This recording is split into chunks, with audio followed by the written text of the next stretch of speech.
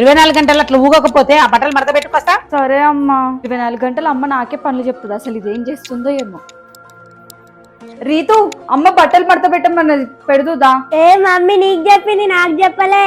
అయితే ఏంటి, మమ్మీ నాకు చెప్పింది నేను నీకు చెప్తున్నా, వచ్చి బట్టలు మడత పెడుతుందా? పనులు తప్పించుకోవడం నాకే పనులు చెప్తాడు పని దొంగ. అమ్మ నీకు ఇంటికి ఆడుకోవడానికి పోతున్నా. కింద పోయి ఆడుకోవడం వద్దు, పైన ఫ్లోర్ లో ఆడుకోపో. అది ఎక్కడుందో చూడిపోవే, దాని గోలే వినపడట్లేదు. సరే అమ్మా.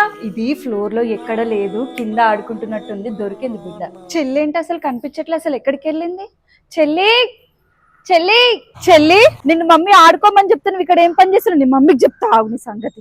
పోవే. అమ్మా అమ్మ, నువ్వు చెల్లిని ఫ్లోర్ లో ఆడుకోమని చెప్తా, కింద ఏదో పని చేస్తుంది, తొందర నీకు చూపిస్తుందా? అమ్మ దా, చెల్లి చూడు ఏ పని చేస్తుందో చూడు.